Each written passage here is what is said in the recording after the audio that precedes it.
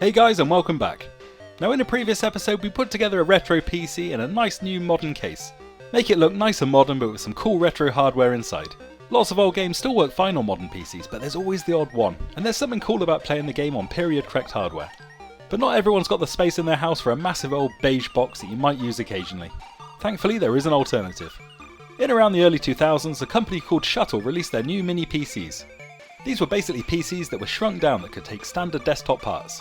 And I think these things were great. They probably took up about a third of the space of a full-size PC. I had 3 of these things and they were really cool. But they've been in my garage since I moved house, so maybe it's time to do them up, resurrect them and bring them back online. Maybe even try and play some online games.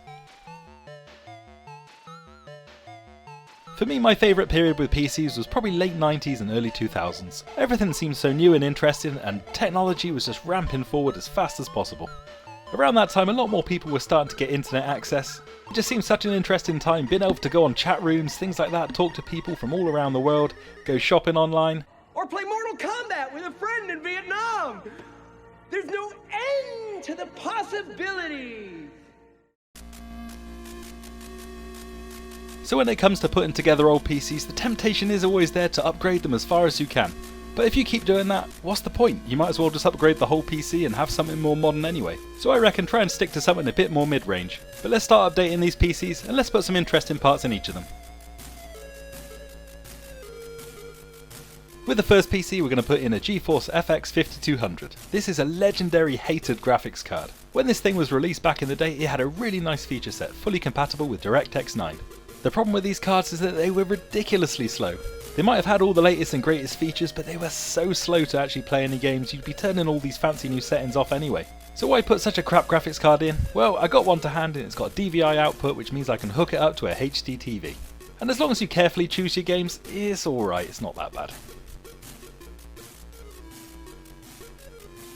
Next up we got a PCI TP-Link wireless card. It's probably not that wise to put these old PCs online, but I hate wires, who cares? I'm not going to put my banking information on it, so who cares? It's getting harder and harder to find these old cards for the PCI interface. We've obviously moved on to PCI Express since then, but as long as we can find drivers, this will do us fine. When it comes to memory, this old thing had 512 megabytes in it. I'm going to update that to 2 gigs, which is going to be more than enough for what we need. I remember back in the day speaking to one of my university friends and he told me he had a computer with 1 gigabyte of RAM. I was amazed, how could a computer have so much memory? How times change. But this is original DDR memory, and this stuff's rated up to 500 MHz. We don't need that much speed, but if we ever wanted to get into overclocking, we got the option. The first thing I want to do with these PCs is redo the thermal paste between the heatsink and the CPU. Over a long period of time, the thermal compound can basically dry up, turn into a powder and basically become useless. So whilst we're in here, let's repaste the CPUs. They're really easy to work on these things, everything's really modular and easy to get to. Let's remove the fan and cooling module and we can get to the CPU. This CPU is an Athlon XP 2500 Plus, and this was my main gaming CPU back in the day. And a fine CPU it was. 1 core, 1 thread, that was all you needed. 1833 MHz. A great little CPU for not that much money. I'm not going to swap this out, I just want to clean it up. The thermal paste actually seems quite good, considering it's been in my garage for so long, but I'm going to swap it out anyway. So we'll clean the copper plate on the heatsink, as well as the top of the CPU itself. Since the late 90s I've always stuck with Arctic Silver thermal compound. It's never done me wrong, so that's what I'm going to use now. When it comes to how to apply thermal paste, you'll always find the most stupid of arguments online. Some people saying you should put a crisscross pattern on it, some people say a small amount the size of a grain of rice. People have done tests and it really does not matter, as long as you've got thermal paste there, you're fine. However, the method that I've always stuck with is the finger in a plastic bag method. This lets you apply a really nice thin layer on the CPU as well as covering every corner. I've given the CPU fan a quick blast with Henry the Hoover, so it's ready to put back in place. We got some cool hard drives to put in this PC. Back in the day there were no real commercially available solid state hard disk drives, and we really take those for granted these days. So we were stuck with old hard drives. 5200 RPM, 7200 RPM if you had a fast one, but it made PCs so sluggish to load. Back in the day I spent a ton of money on these 2 drives. They're 10,000 RPM each and we're going to run them in RAID 0. What that basically means is we're going to read and write to both disks at once, so we get the full speed of both drives at the same time as well as both of their capacity. The downside means if one of the discs dies, the whole thing dies. But in the early 2000s it was an upgrade that was definitely worth it. The DVD drive that's in the machine works perfectly fine anyway, so I'm not going to swap that out. I think I saved it from an old work machine that was being thrown out back in the day. I love recycling these things. Putting the module with the 2 hard drives and the DVD drive back in the case does take up a lot of space. The cooling in these PCs was never that great back in the day, so with a fast CPU and 2 really fast hard drives getting really hot, we'll see how we do. With the drives in place, the power cables and the data cables, we can finally put our cards in place.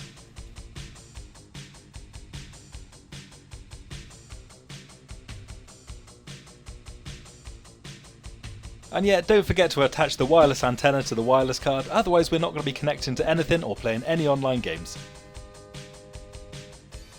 Finally ready to put the lid back on this thing, configure the BIOS, install an operating system and play some games.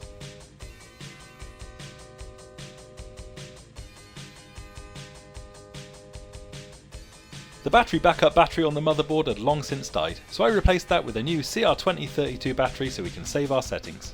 I ran the BIOS setup and I really miss these nostalgic blue screens here where you set everything up. Everything these days has got a really flashy front end. What was wrong with this cool old style? But in here we set our date and time, set our RAID hard disks, as well as a few other settings. On this first PC I've gone with trusty Windows XP. On boot up you see it detects the RAID array of the 2 disks, and we'll just see in real time how long it takes from boot up to get to a login prompt. Bear in mind back in the day it might well take you 3 minutes or more to be able to log in. And you can really see here what a massive upgrade this was at the time. I kept these 2 hard drives for several PC upgrades going forward, right up until we swapped to solid state disks. This really did make the PC so much more responsive back in the day. We're definitely spoiled with new discs. But we finally booted into Windows, we got our drivers installed, everything seems okay. Let's copy some games over and see if this graphics card deserves its terrible reputation.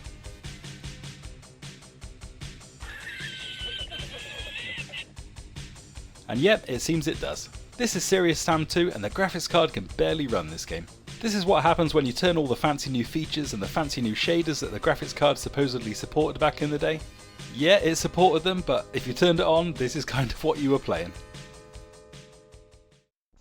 The original Unreal Tournament, released in 1999, works absolutely flawlessly, and there's still people to this day playing this game online. All you've got to do is install the latest patch, and that's it, you're away, you can play. The later released Unreal Tournament 2004 is also playable online, and for my money this is the best Unreal Tournament game they ever released. Not only did this game have some great graphics for the time, it had an absolutely amazing game engine. This would run on some really crap hardware, including the GeForce here. This graphics card is still probably best suited to games that were released before it was released though. This is House of the Dead and this is a great little conversion on the PC. I used to really enjoy this back in the day. I think our only other choice at the time was playing this on the Sega Saturn, and this version's a lot crisper. And you can pretty much machine gun zombies with the mouse, so what's not to like? We'll run 3D Mark 2001 as a bit of a benchmark for each of the systems. It was probably the most impressive demo at the time, the nature scene from 3D Mark 2001. It uses loads of fancy shaders which this crap graphics card just cannot handle. If you look at the frame rate at the bottom right hand corner, it's no good at all. This setup gave us a score of 5,651 3D marks. Let's go and build another system, this time a little bit more capable. Onto our second shuttle PC, and this time we're going Intel. It used to have a 2.4 GHz processor in this thing, but I'm going to upgrade it to 3 GHz. And all for the total cost of about a £5. Well, maybe a little more. I did end up having to buy 2 of these. The first 3 GHz chip came out way back in 2003. This was the Northwood manufacturing process, and another one came out a little bit later called Prescott. They were both pretty evenly matched, but the Prescott one is the one you want to avoid. That ran stupidly hot. I originally bought a 3 GHz Prescott CPU, but this little shuttle heatsink had no hope of cooling it. So I ended up having to get another one. This is the Northwood manufacturing process, and this came earlier, and this is a lot better, a lot cooler. I've upgraded the original 2 512MB memory sticks in this computer, and we've now got 2 GB, that's the maximum the board supports. We are back to old slow hard drives this time. We've got an 80GB boot drive and a 300GB storage drive for games. The motherboard on this old computer only seems to support the older IDE hard drive standard, unfortunately, so we are a little bit stuck in what drives we can put in this thing. And that also means we need an IDE DVD drive, and these things are getting harder and harder to find these days. There's plenty of the newer serial ATA standard drives on eBay, but the older IDE ones, they're a bit tougher to find. We've got a very cool graphics card in this system though. This is a Matrox Parhelia, and this was the last gaming focused card that the company made. Back then there were basically 3 companies all fighting for your business. There was Nvidia, there was AMD, and there was Matrox. Or Matrox if you like. And yet, Matrox probably was the king of features, especially for having 2 or more displays hooked up to your computer. It also had absolutely fantastic image quality, but unfortunately none of that really mattered back in the day. People were after a fast graphics card that was really cheap. This was neither. This is a 128MB card, but you can get a 256MB card as well. If you look on the back of the PCB, you can see the silk screen for where the additional memory chips would be attached. One thing Matrox have got is absolutely phenomenal support, so hopefully we should see some stable drivers. As before, we're going to replace the BIOS battery in this motherboard. It did still work, but why not? It's a couple of quid, let's replace the battery, and we know our settings are going to get saved. And somehow I persuaded this clunky old PC to run Windows 7. It used to have Windows XP on it, but why not run something a bit more modern? And amazingly, Windows 7 had built-in drivers for this thing, so that's not a bad support legacy, is it? This company, Matrox, have supported this graphics card through Windows 98, Windows ME, Windows 2000, Windows XP, Windows Vista, and even Windows 7. So what's that? Over 10 years. We're running a couple of programs here. This is GPU-Z and CPU-Z. These give us information about our graphics card and CPU. However, it just doesn't seem to know what our GPU is and doesn't give us any information. But we're getting the full 3 GHz from the CPU, so let's go and play some games. We didn't get off to a great start with House of the Dead here. Someone tells me the colours and graphics aren't quite right in this one. However, we did manage to play the sequel House of the Dead 2 and that ran absolutely fine. And House of the Dead 2 also plays really great on the PC. This is probably the best home version, I'd say, at least at the time. On to Quake 3, which came out in December 1999, and I can't believe there's still servers up for this game, people still playing it. Not many, but they're there. And with the Quake 3 server name of Fat Babes, I thought I had to join it. It was just full of bots though, there were no other players, but there were some other games going on where real human players were playing. I think it's really cool there's still people out there still supporting these old games. They're quite a dedicated bunch, but there's not many of us left now.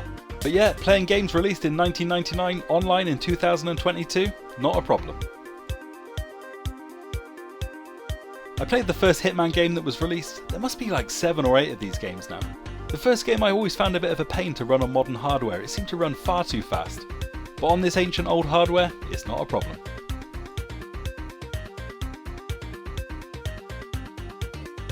The first Deus Ex game plays absolutely fine on Windows 7. I've always enjoyed this series, but I always think the first game is still the best. And I always like its kind of grainy video quality here, really nostalgic to me playing this back in the day. If you've only ever played the modern games of the series, I definitely recommend a look back at this one. Take the game back to its roots, and it plays really well. I don't think you can play it online anymore, but it's all about the single player campaign. The graphics card just about runs the game Stalker, but the frame rate's a little bit choppy here. I think I managed to run this on the GeForce 5200 as well. I think I got about 2 frames a second. I'm really looking forward to the sequel to this game whenever it comes out, but the Ukrainian developers have probably got their focus elsewhere at the moment. Probably not games. In the graphics benchmark, we've hit over 8,000 points. A big improvement over the 5600 of the GeForce. That ran at about 14 to 15 frames a second, this time we're in the 30s. Not great, but a big improvement. Let's move on to the last shuttle PC setup. Let's see if we can push those graphics a little bit further. These 3 shuttle PCs all have the old Agp Graphics Card interface, so here we've got the fastest graphics card ever made for Agp. This is the ATI Radeon 3850, and it was a bit of a beast in its time. There was one final Agp graphics card called the 4670, but even that was not quite as fast as this one overall. And this graphics card's got 512MB on board, quite a large amount for the time. Again, like the other graphics cards, it supports DVI, which I chose on purpose in case I ever want to hook it up to a HD TV. You even need to hook up an external power supply cable to this card. The power supply in this little PC is really not that great, I think it's about 280 watts, so we'll keep our fingers crossed. Again, we're going from 1GB of RAM up to 2GB. And yet this was the old PC that ran Windows Vista Business, so I'm going to get rid of that. I'm going to go Windows 7 on this one as well. So we'll be glad of the extra memory. We're going to repaste the CPU, but this time I'm going to put something a bit special in. This is an Athlon XP mobile processor. It's really intended for laptops back in the day, but what made it so great was how cool it ran. Compared to the equivalent desktop processor, it ran a lot cooler. but a processor that runs cool also meant it was good for overclocking. If you're unfamiliar with overclocking, it basically means running a computer's CPU faster than it was meant to run. And this Athlon Mobile XP 2500 Plus runs at 1833 MHz. But because it ran so cool, you could really overclock this thing. I used to run this thing overclocked back in the day at 2507 MHz, and even had it boot at 2.7 GHz. In this case though, I just want it just because it's going to run cooler. So once again we're going to repaste it with the finger in a plastic bag method. Works absolutely perfectly. There's definitely a lot fewer pins on these older CPUs than modern ones, but you've still got to be careful with these CPU pins, you definitely don't want to bend one. We'll clean up the heatsink as well, make sure it's nice and shiny. The other two heatsinks had a copper insert which meant they were a bit better at conducting heat, but maybe this one's just got a coating on it. This CPU's going to run nice and cool anyway. For hard disks this time we're going with two 250GB drives, that's going to give us absolutely loads of space. I want this PC to be a bit of a time capsule as well, so I'm going to copy across loads of DVD rips from old films, but there's plenty of space for games too. As with the other two PCs, we're also going to add a TP-Link wireless card. We do need to be a little bit careful this time when setting up the BIOS for this new PC. It doesn't really understand what this CPU is, so we need to configure it manually. Be careful here, we don't want to toast anything.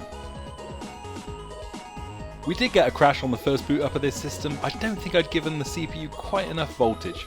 But here it's a little bit of a balancing act. You want as much performance as possible with as little heat as possible. As little heat as possible means as little voltage as possible. So let's go back in and change the settings. A little more tinkering and we were finally able to boot into Windows, although it still couldn't detect what this CPU was. Unknown CPU type, as long as it works, that's fine. I ran the GPU-Z program that gives you all the details about your graphics card, and after that I ran the CPU-Z program. Should give you all the information about your CPU. Here though, it just cannot detect it, it just crashes. So let's skip that one and start with some games.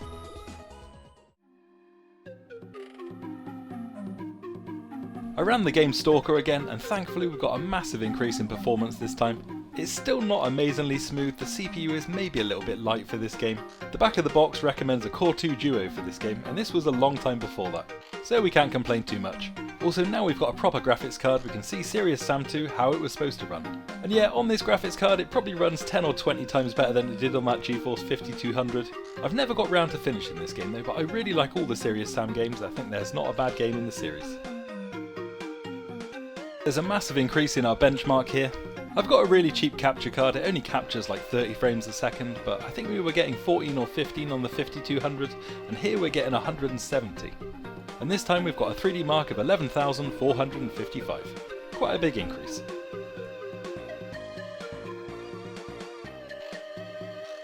But that age-old question, does it run Crysis? Technically it does run it, but no, it doesn't. The graphics card's actually not too bad. The graphics card can probably just about cope and give you a playable experience with this game, but the CPU is just far too slow for it, and that's what's holding us back in this game.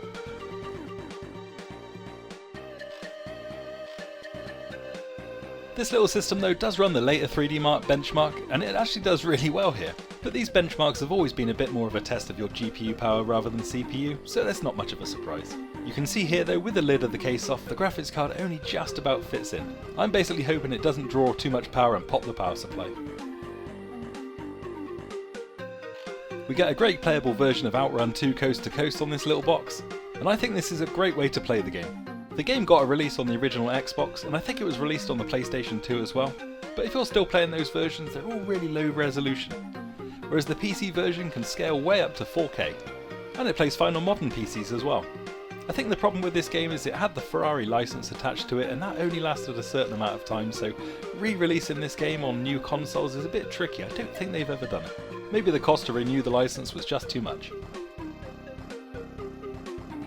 I did just about persuade Battlefield 2 to run on this PC as well, only just though. A lot of PC games are basically worthless, so you can pick loads of them up really cheap. Build yourself a cheap PC and pick up some really cheap games. But whilst I really enjoy Battlefield 2, it was Battlefield 1942, the first game that I really put this PC together for. Battlefield 1942 is going to be 20 years old this year. This is a game that I really enjoyed playing back in the day, especially the online multiplayer, absolutely brilliant. Amazing to think there was a time where EA Games made games that didn't have predatory microtransactions or gambling mechanics. There's no season passes here, no online passes, there's no in-app purchases to give you an advantage over other players. What a time to be alive. I just couldn't get this game running on my modern PC, so it was cool to play it again. But what I really wanted to do was play the online multiplayer, but when you search for servers there's none available. However, once again, a small but dedicated team of enthusiasts come together to preserve this game. I was trying to track down an old patch for this game to update it to the latest release, and I found a link to a third-party game update. It must have taken a load of work, but the fans of the game made this happen. When you play this game normally, it tries to contact the EA Games master server, which gives you the list of servers. And that server's probably been decommissioned for probably 15 plus years. But somehow they've managed to put together an update that's got a new master server, probably in someone's basement. And it's got a list of modern servers running this game. There's also fixes for widescreen resolutions, high resolution displays, playing without the disk in the drive, and this will also let the program run on Windows 11. So this was awesome. I didn't think I'd ever play this game online ever again. But there were about 80 people spread across various servers still playing this game. And they'd all applied this fan-made update, all just keeping this game alive. And I think that's really cool, people still playing these games long after the companies have abandoned them. And it is this Wake Island level here on multiplayer that I remember the most. This was the demo level that came out before the game, and I remember playing this with 2 friends from college. This was long before voice chat existed in games, but I remember we spent one time playing the demo of this game with this plane here, and what we wanted to do was have one player stand up on each wing whilst I was flying the plane, and we wanted to go under the bridge. That was the goal, and we finally got it. I think it took us about an hour, but it was definitely worth it. It was really cool, really stupid, but really fun. So, old PCs, old games online in 2022, can you do it? Absolutely. And it's the fans that have made this happen. And it's really great being able to play Battlefield 1942 again. I've been playing this the last few nights and it's just as much fun as it always has been. Although I definitely think I've lost some of the skills I had playing this game growing up. But it's thanks to the fans and those small dedicated teams that have kept this game going, long after the original EA servers were switched off. So you can pick up an old PC for pretty much peanuts these days. People are pretty much just giving them away. Don't let them go to the trash, pick them up and make a gaming machine out of them. A lot of the games are available for download for free, and even physical games you can pick up for pretty much a couple of quid. And who knows, games that you played back in the day have maybe got some third-party updates of their own. So check them out and relive the old days. But that's going to do us for now. Thanks for watching, and I'll see you next time.